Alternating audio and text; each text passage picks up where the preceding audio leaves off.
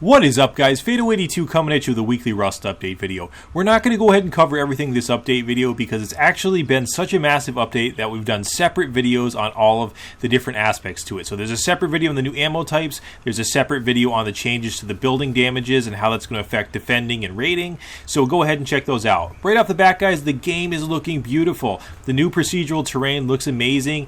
There's dynamic lighting, there's all sorts of stuff going on here, and performance has increased greatly. Along with the graphics, there's a lot more ambient sound, so walking through the forest we can hear the wind, we can hear birds, all sorts of different things, and it sounds amazing, guys. It's really cool. When I first spawned in, I was actually up in a snowy biome, and the wind just sounded absolutely stunning. So notice, guys, the light here, how much different it is, and just how beautiful the game is looking. Hats off to the developers, guys, and to the artists. They're really doing a great job, and it's hard to sometimes stop and appreciate the beauty in Rust, but it's looking absolutely phenomenal.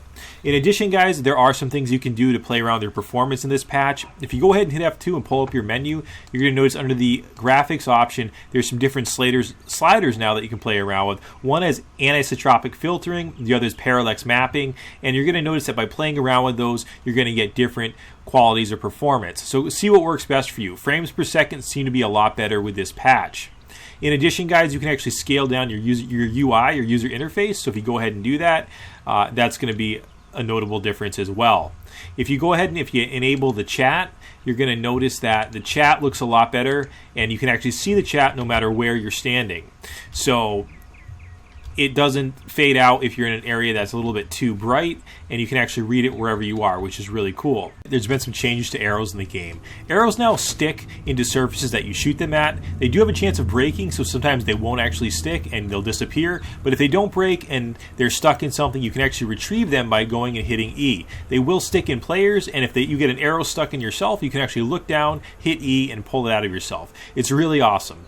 In addition, guys, to the spears that we've all known and loved, you can still use them as normal melee weapons, but you can now use them as thrown weapons as well. So if you go ahead and hold down the right mouse button, go ahead and click it, you can go ahead and throw a spear. Just like the arrow, it's going to stick into the object that it's aimed at, whether it's a telephone pole or a player, and you can also retrieve it by going and hitting E.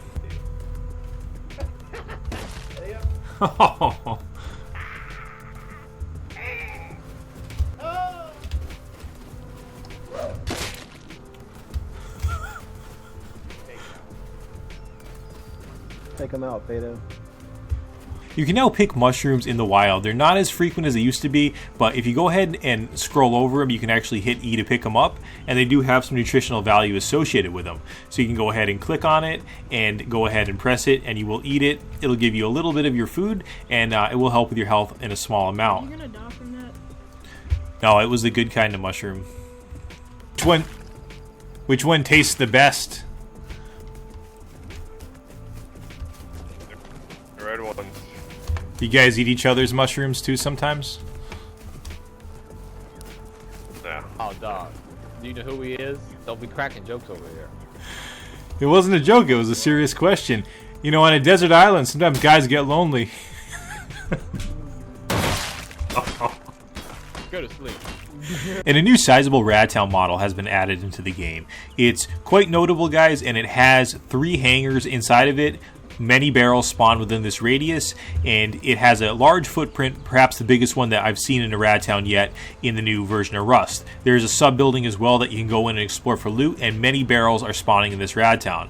There's a cool looking sign out front that refers to some type of an island. I'm not sure if it's a pre-made sign or if perhaps it's referring to some of the lore that might be behind Rust. There's been some changes to barrels in this week's patch, guys. You want to be aware the amount of barrels has increased greatly, so you're going to have more of a chance of finding barrels, but in terms of where you're looking for the barrels is going to be a little bit different. Barrels always spawn in Radtown, so that's still going to be the case, but they're more likely to now spawn along the side of roads. So make note of that. If you're looking for barrels and can't find them out in the wilderness, you're going to have to go to the roads to find them. That's where they're going to be.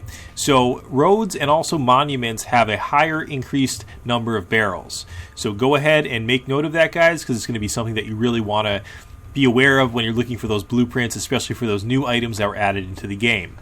Again, guys, this was just a brief overview of some of the things we didn't cover in the other videos this week. Because the patch was so massive, we had to do about 3 different videos on the changes. So go ahead and check out the other ones that go into more detail on the ammo types and the changes to the building dynamics.